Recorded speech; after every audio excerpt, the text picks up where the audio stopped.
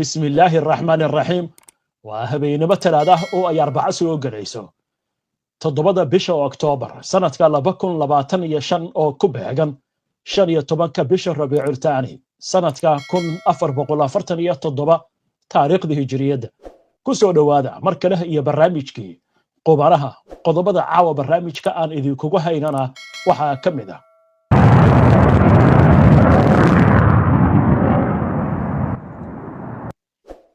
Iran iyo Ruushka ayaa gaaray heshiis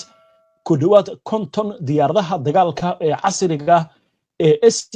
Sakhoy ay ku iibsanayso Iran arrintan oo durbaba waraac ku abuurtay Netanyahu warbaahinta Israa'iil ayaa caawa faafisay xog sir ah oo la xiriirta wadahadal taagtaagan oo telefoonka ay ku yeesheen Trump iyo Netanyahu iyadoo wadahadalkaasi madaxweynaha Mareykanka si toos ah ugu hanjabay ra'iisul wasaaraha Israa'iil haddaba sidee wax u dhaceen sidee wax u jiraan maxay isku hayaan labada nin faahfaahin ayaan idinkaga haynaa amuurtan ururada iska caabinta Falastiiniyiinta oo si cad u sheegaya in maxaabiista Israa'iil iftiinka qorraxda ay arki karaan oo kaliya haddii Israa'iil ciidankeeda ay kala baxdo marayka Gaza Mareykanka iyo Iran oo xiisad hor leh oo dhanka badda laga cabsi qabo inay ka dhex qaraxdo maxay tahay sababtu xog baan idinkaga haynaa sheekada ugu dambaysa ee barnaamijka aan idinkugu hayaana waxay ku aadan tahay wiil 14 saacadood u fadhiyay layli ama waxbarasho shaqo guri ayaa ugu dambeyntii cisbitaal loola cararay haddaba dalkii arintani ka dhacday faahfaahin ayaan idinkaga haynaa dhammaan wararkan iyo qodobo kale oo faahfaahsan iyo wixii warah ee soo kordha intaynu hawada ku jirno ayaan idinkugu soo gudbinaynaa barnaamijka qubanaha mar kale daawadayaal si aad u hesho wararka barnaamijyada iyo macluumaadka aynu halkan ka soo gudbino haddii aad ka cusub tahay baraheena bulshada amaba horay aadan uga xirnayn hadda ku soo biir waadna ku mahadsantihiin daawashada barnaamijka caawa waxaynu ku bilaabaynaa xiisadda Mareykanka iyo Iran iyadoo labada dhinac xiisad la xiriirta barnaamijka nuclearka Iran ay ka dhex aloosan tahay ayaa hadda waxaa laga cabsi qabaa xiisad kale oo horseedi karta dagaal inay ka dhex qaraxdo labada dhinac arrintan waxay ku aadan tahay Mareykanka oo doonaya in Iran uu ku adkeeyo cunaqabataynta la saaray haddaba warbixin ay qortay warbaahinta Al-Mayadin ayaa waxaa lagu sheegay in ay muuqdaan calaamado muujinaya in ciidamada badda ee Mareykanku doonayaan inay qabsadaan maraakiibta ganacsiga ee Iran tilaabadan ayaa la sheegay inay qayb ka tahay dadaal Washington ay ku doonayso inay ku xakamayso dhoofinta shidaalka Iran iyo dhaqaalaha waddankaasi in lagu cunaqabateeyo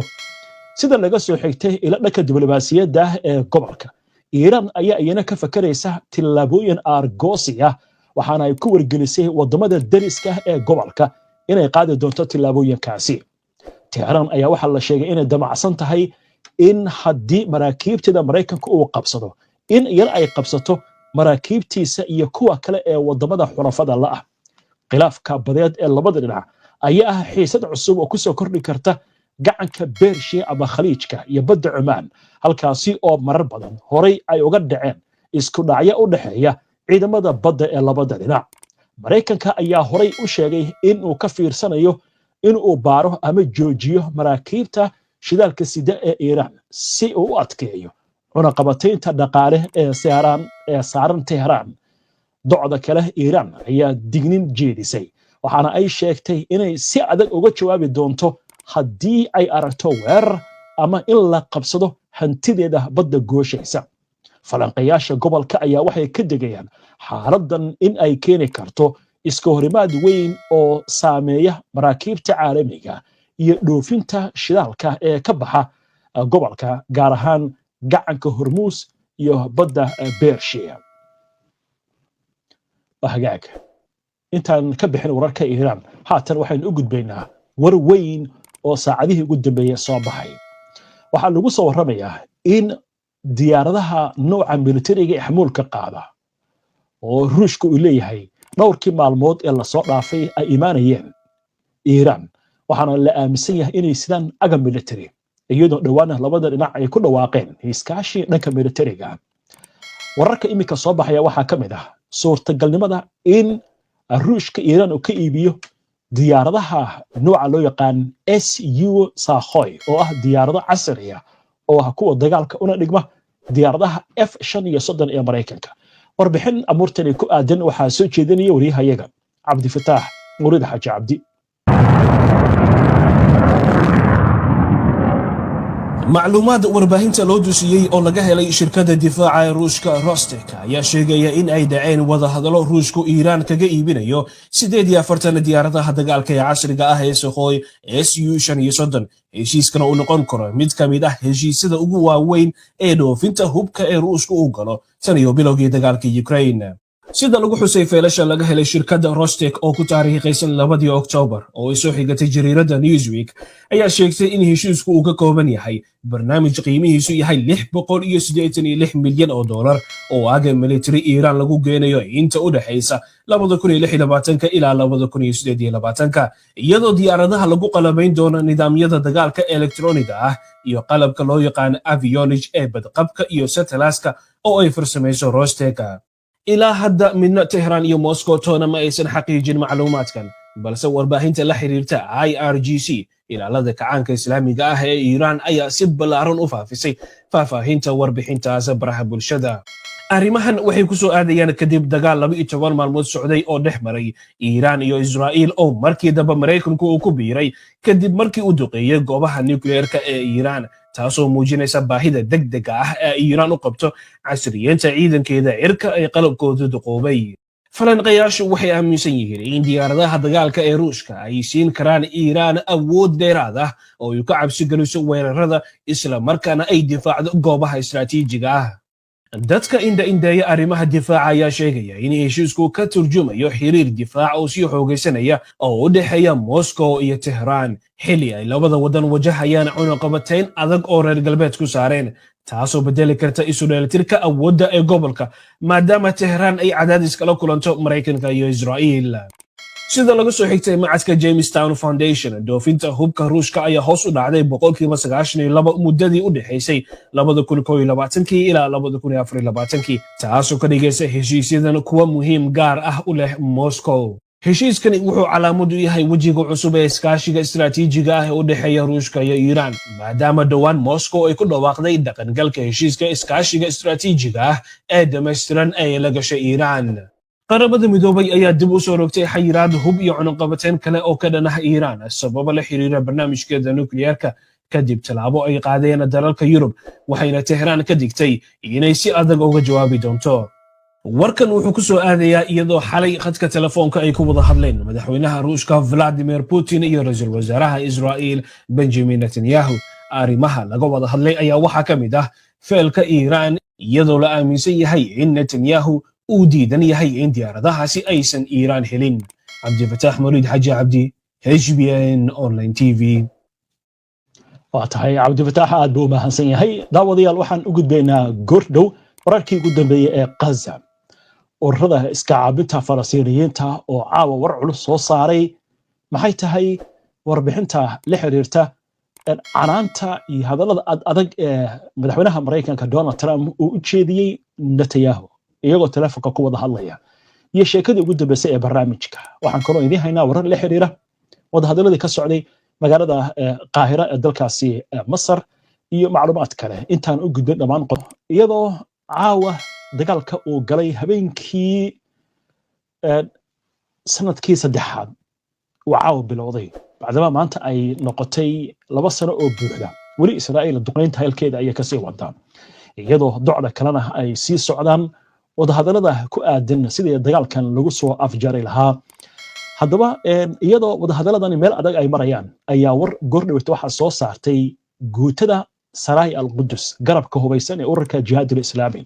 waxaana ay sheegeen in sii deynta maxaabiista Israa'iil ee lagu hayo Mareykanka Gaza suurtagal ay noqon karto oo kaliya haddii la gaaro heshiis isweydaarsi maxaabiista ah oo ay ka mid tahay ballanqaad rasmi ah oo Israa'iil ay kaga baxayso dagaalka ka socda Gaza. ayaan ay soo saartay kooxda ayaa waxa lagu yiri maxaabiista Israa'iil iftiinka ma arki doonaan ilaa la gaaro heshiis isweydaarsiya oo Israa'iil ku ballan qaadayso inay joojiso dagaalka. Saray al-Qudus sidoo kale waxay xaqiijisay in ayaga iyo dhammaan kooxaha iska caabinta Falastiiniyiintu ay diyaar u yihiin inay sameeyaan dadaal kasta oo suurtagala si loo joojiyo dagaalka iyo dhibaatada dadka reer Falastiin. Hadalladan ayaa waxay imaanayaan xilli dadaallo dhexdhexaadin ah ay socdaan si loo gaaro heshiis xabad joojin iyo suudaarsi maxaabiista oo u dhexeeya Israa'iil iyo Falastiin iyadoo weli dagaalkuna uu socdo. ilo wareedyo kale oo ka tirsan ururka Xamaas ayaa waxay u sheegeen goor dhawaatay telefishinka Al Jazeera in maalintii labaad wadahadaladii dadbana ee u dhaxeeyay Xamaas iyo Israa'iil goor dhawaato ay ku soo dhamaadeen magaalada Sharm el-Sheikh ee dalkaasi Masar. wadahadaladan maalintii labaad galay ayaa diiradda lagu saaray qariiradaha bixitaanka ciidanka Israa'iil iyo jadwalka sii deynta maxaabiista Israa'iil ee lagu hayo Gaza. wafdiga Xamaas ayaa ku baaqay in marxaladda sii deynta maxaabiista Israa'iil lagu xiro marxaladda bixitaanka dhammaystiran ee ciidanka Israa'iil. bayaan ka soo baxay wafdiga ayaa waxaa lagu sheegay in sii deynta maxaabiista ay noqon karto mid ay la socoto bixitaanka ciidamada. sidoo kale Xamaas waxay ku adkaysatay baahida loo qabo in la helo damaanad qaad caalami ah oo ku saabsan joojinta dagaalka si dadka Falastiiniyiinta dhibka looga dulqaado ciidanka Israa'iilna ay uga baxaan aagaasi. dhinaca kale madaxweynaha Mareykanka Donald Trump oo goor dhaweyto aqalka cad looga arrimayo Mareykanka dadka saxaafadda kula hadlayay ama dadka wararka fidiya kula hadlayay isagoo hareer fadhiya ra'iisul wasaaraha waddankaasi Canada Mark Carney ayaa waxa uu sheegay in wadaxaajoodiyadu meel fiican ay marayaan isla markaasina uu rajaynayo in dagaalka Mareykanka Gaza ka socda la soo afjaro. waxa kale oo uu sheegay in arrintu aysan ku ekaan doonin Gaza oo kaliya laakiin ay rajaynayaan in gobolka bariga dhexe oo idil nabad lagu soo dabaalo sida hadalka oo u dhigay. intaan u gudbin sheekada ugu dambeysay ee barnaamijka waxaan eegaynaa warbaahinta Israa'iil oo caawa qoraysa sheeko la yaab leh. wadahadal qadka telefoonka ay ku yeesheen Trump iyo Netanyahu ayaa waxaa la sheegayaa in madaxweynaha Mareykanka si ba'an u canaantay ra'iisul wasaaraha Israa'iil. arrintaas ayaa waxaa la sheegayaa inay ku aadaneyd jawaabtii Xamaas iyo in Netanyahu uu doonayo inuu majaxaabiyo qorshaha Trump. haddaba aynu eegno warkan. warbaahinta Israa'iil ayaa waxay sheegaysaa in madaxweyne Donald Trump si adag u canaantay ra'iisul wasaaraha Israa'iil Benjamin Netanyahu xilli ay ka wada hadlayeen qorshaha lagu soo afjarayo dagaalka Gaza iyo soo celinta maxaabiista Israa'iil. Barak Ravid oo ah wariyaha arrimaha siyaasadda ee telefishinka Kanaal 12 ayaa waxa uu sheegay in Trump jimcihii la soo dhaafay oo wacay Netanyahu kadib markii uu helay warbixin sheegaysa jawaabta Xamaas ee soo jeedinta Mareykanka la xiriirta isla markaasna ay lahayd calaamado togan oo ogolaanaya wadahadalku inuu socdo. ha yeeshee Netanyahu ayaa ku jawaabay si shaki ku jirto isagoo ku yiri Trump Xamaas jawaabteeda macno ma leh mana aha buu yiri mid lagu farxo. arrinkaas ayaa Trump si weyn uga carooday sida wariyuhu uu leeyahay wuxuuna ku yiri maxaad had iyo jeer u tahay qof qallafsan. Ravid ayaa sheegay in Trump uu u muujiyay Netanyahu in waxa socda ay yihiin fulinta qorshihiisa ee aysan ahayn qorshaha Netanyahu isla markaasna Washington hadda hoggaanka ay u hayso marxaladahan xasaasiga ah. la taliyaha arrimaha siyaasadda Atalia Somfilfil ayaa isna waxa uu sheegay in uusan ku ekaan hadalku intaas laakiin ay jirtay fariimo cad adag oo markaasi loo diray Netanyahu. waxaana lagu yiri 2 saacadood baad haysataa waxaad heli doontaa wax cusub fariin qariirad ama bayaan. Trump ayaa Netanyahu si toos ugu yiri adiga iyo kooxdaadu waa inaad idab yeelataan hadda waxaad tihiin qayb ka mid ah qorshahayga anigu laakiin ma ihi mid idin ka mid ah kooxdiina. falaqayaasha Israa'iil ayaa u arkay hadalkan calaamad muujinaysa in saameyntii Tel Aviv ee hagidda arrimaha gobolka ay si yaraanayso. xogayihii hore ee difaaca Israa'iil Barak Zeri ayaa waxa uu sheegay in hadallada rajada leh ee Netanyahu ay yihiin isku day oo ku qarinayo cadaadiska Washington. wuxuuna sheegay in Netanyahu uu og yahay in geedi socodka socda uusan ahayn mid loo joojinayo ama la joojin karaba sidaas darteedna isku dayayo inuu gudaha Israa'iil suuq uu geliyo in isagu guul uu leeyahay isla markaasna qorshaha Trump uu yahay mid isaga lagala tashanayo. Zeri wuxuu yiri Netanyahu wuxuu isku dayayaa inuu shacabka ku qanciyo in heshiisku uu yahay mid wanaagsan oo Trumpna uu ogol yahay halka Trump uu si cad ugu hanjabay in uu siyaasad ahaan u duqeyn doono Netanyahu haddii uu markaasi isku dayo inuu ka hor yimaado Washington. dhankiisa michael meliston oo ah madaxa qaybta daraasaadka ee falastiin ee jaamacadda tel aviv ayaa waxa uu sheegay in maalmahan dambe ay muuqdaan isbedello waaweyn oo ku yimid mowqifka maraykanka isagoo tilmaamay in trump uu si cad u qaatay mowqifka qatar taas oo saameyn weyn ku yeelatay wadaxaajoodyada wuxuuna raaciyey falanqeeyaasha carabtu ayaa hadda waxay isweydiinayaan sababtan isbedelka degdeg ah ku keentay washington waxaase la hubaa buu yidhi in saamaynta qatar ay aad u korortay kadib weerarkii israa'iil ay ku qaaday iyo xitaa weerarada kale ee warbaahinta israa'iil ay ka wado gobolka gaar ahaan tan ku wajahan qatar dhanka amniga marka la eego wargeyska iyo dacoodka xarnood ayaa waxa uu soo xigtay falanqeeyaha militariga ron ben yashi oo sheegaya in adeegyada sirdoonka israa'iil ay dareemayaan inay jirto fursad dhab ah oo heshiis lagu hirgelin karo balse xamaas ay doonayso damaanad marka hore inta aan la xallin wax walba dhinaca kale shira evron oo ka tirsan macadka maraykanka iran ayaa waxa ay sheegtay in mowqifka xamaas uusan isbedelin maadaama weli ay diidan yihiin inay hubka dhigaan ama ay sameeyaan tanaasul wiiqaya awoodooda Ovray Shalah oo ka tirsan macadka amniga qaranka Israa'iil ayaa isna waxa uu sheegay in guusha heshiisku ay ku xirnaan doonto sida Trump ugu adkaysto mowqifkiisa adag ee ka dhanka Netanyahu isagoo intaas ku daray in natiijada go'aanku ay tahay tilaabada uu qaado Trump inuu ku adkaysto go'aamadiisa halkaas marka waxa ka muuqata sida warbaahinta Israa'iil sheegayso Netanyahu qorta in la qabtay laakiin ma heshiis bay ku yihiin arrintan daacad baa arrintan wax la hubo ma aha laakiin sida muuqata Netanyahu waa la canaantay marka waxaynu ka warsugaynaa waxa weeyaan sida xaaladdu ay socoto waxyaalaha kale muuqda waxa ka mid ah in wadahadaladan maalintii labaad ka socday dalka Masar xamaas mowqif adag ay ku dhigan tahay weli meesha Netanyahu uu leeyahay xamaas hubkay dhigaysaa shuruudaha ay aqbalaysaa xamaas wax ka duwan bay sheegaysaa madaxweynaha Mareykanka wuxuu sheegayaa in wadaxaajoodad ay socdaan marka waxa run ah warka Trump iyo warka xamaas sida khubarada ay sheegayso waa tahay intaana ka bixin isla wararkan wadahadalada ka socda magaalada Sharm el-Sheikh war hadda soo dhacay intaynu barnaamijka ku jirnay ayaa waxa uu sheegayaa in